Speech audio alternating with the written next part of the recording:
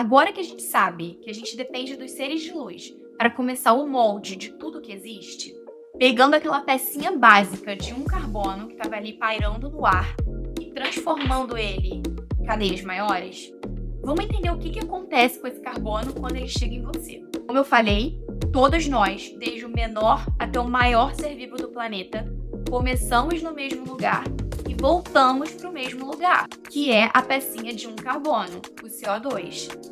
Essa cadeia de carbono, ela vai sendo montada e vai crescendo. E só um detalhe, tem outras pecinhas básicas que também são acrescentadas nessa cadeia, como o hidrogênio, o oxigênio, o nitrogênio, mas a gente fala disso um outro dia. Bom, essas cadeias cheias de pecinhas, elas formam não só os açúcares, como a gente falou no último episódio, mas também as proteínas. E agora eu vou te contar uma parte muito legal. À medida que você usa esses carbonos que você consome, que você desmonta, monta de novo para construir tudo o que você precisa, você continua consumindo mais carbono. Mas aí chega um momento que você não precisa de mais. Que o carbono que entra é excesso. E o que acontece com esse excesso? Esses carbonos que sobram, eles vão se juntando, formando cadeias cada vez mais longas e mais compactadas, que são guardadas para uma emergência.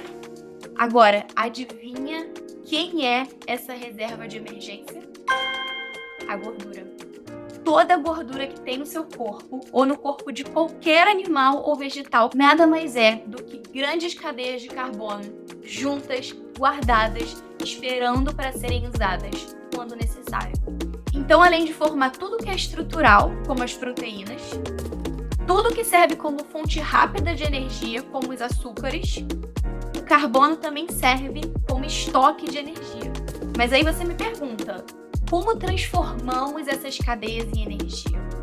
Lembra que eu te falei que os seres de luz, eles captam a luz do sol nas antenas, que giram uma grande máquina que vão construir essas primeiras cadeias de carbono base? Então entrou energia para construir esses blocos. Essa energia, ela fica ali, aprisionada. E cada carbono que entra nessa cadeia guarda um pacotinho dessa energia. Quanto mais carbono na cadeia, mais pacotinhos de energia você tem para poder usar. Então, quando a gente precisa de energia, a gente começa a desmontar essas cadeias. E a cada quebra,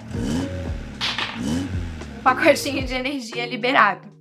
É como se a cada carbono retirado, um foguinho de motor acionasse. E os seres vivos usam isso de uma forma absurdamente inteligente. Às vezes para acionar movimento, o tempo todo para acionar o cérebro, para respirar. Eu, por exemplo, agora estou usando um monte desses pacotinhos para falar com vocês. Então, absolutamente tudo que a gente faz é movido por esse motorzinho que depende da quebra dos carbonos. E a gente vai quebrando, até chegar de volta na pecinha menor de todas, que é o CO2. Gente, e é por isso que quando a gente respira, a gente libera CO2. Ele nada mais é do que o resto desses bloquinhos. Ele volta a ser a unidade básica, que de tão leve que ele fica, ele volta para a atmosfera.